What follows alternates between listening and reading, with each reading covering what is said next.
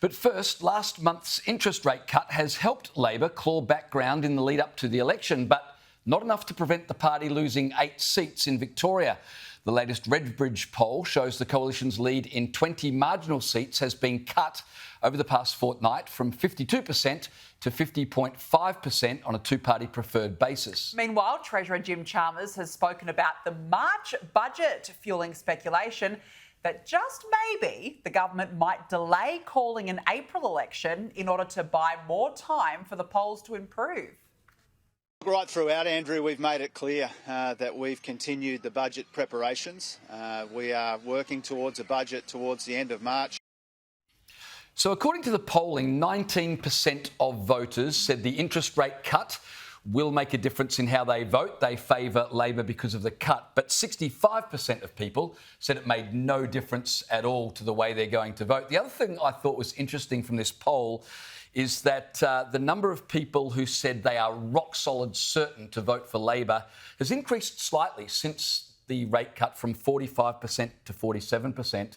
But you've got to question the value of that statistic, right? So these are people who say, I am rock solid certain in the way I'm voting, because the Liberals went from 69% rock solid to 61% rock solid in a fortnight. So if rock solid can change in 2 weeks, how valid is that statistic? Dutton leads in all the key areas, whether it's a better economic plan, leadership strength, shared values. And interestingly, this poll found Peter Dutton is more likely to inspire hope in voters than Anthony Albanese, which I thought was fascinating because Dutton has always been this hard man. He's serious, he's not electable, and yet people are now saying he inspires hope. And I think it's because after 3 years of Anthony Albanese's promises that we've got a plan, we have a plan, nothing's happening, they think maybe Peter Dutton can actually move the needle in terms of cost of living. Absolutely agree with you, but there's still time, James. It's still so early. We haven't even started the campaign properly yet, but it feels like we're in campaign mode.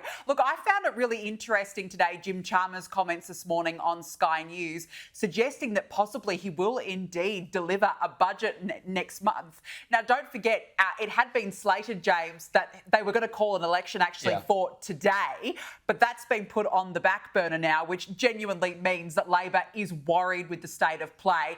And it was only last week, you'll recall, Jim Chalmers came back from the US, was parachuted straight to the New South Wales Hunter region to campaign there because apparently Labor MPs sent him an SOS. They're so worried about Peter Dutton's surging popularity and the fact that Anthony Albanese is so unpopular. So no surprises now that we could possibly see an election, whether it is that April 12 date or it could now stretch into May. We don't know at this point. But I just want to point out that polling as well. You know, it said, this is what I found quite interesting. They're saying that, oh, well, it's off the back of the free GP visits announcement. But let's not forget, it's still robbing Peter to pay Paul. That is the premise of this argument. And I think that Australians will realise that as the campaign goes on.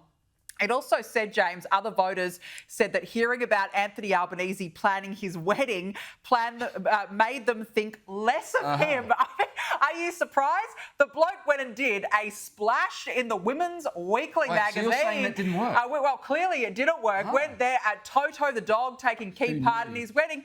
Who knew the other thing that did not resonate with voters? It was backyard cricket with ray gun. Apparently didn't shift the voters' Didn't shift the dial. Didn't right. But also, I just want to point out as well, we can't be surprised about the polling in Victoria in particular. We need to talk about that because the recent by-elections, you'll remember only a couple of weeks ago, were very telling for Labor.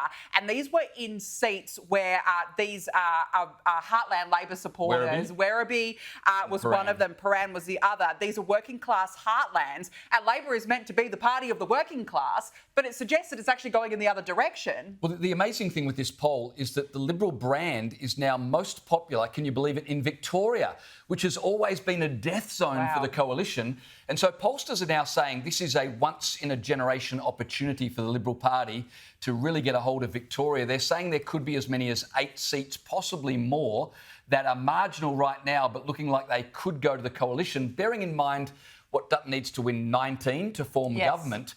They could win almost half the seats required in the state of Victoria. That's huge. Who would ever have imagined that? And a lot of it must be due to the state government in Victoria, who are well and truly on the nose. But just back to your earlier point with Jim Chalmers hinting that maybe they will, put out a budget. I know they need more time, but is a budget going to be the panacea that will suddenly improve their polling? It's going to show deficit after deficit after deficit. I still think they'll go before having to put down a budget. But I think what it also shows in Victoria, James, is that cost of living is still the number one issue. Yeah, because absolutely. in the by-election seats, it was all to do with cost of living. It's still the number one issue for Australians. Hey, we're not even at the start yet, but as you said, it feels like we're in campaign proper season, and here we go.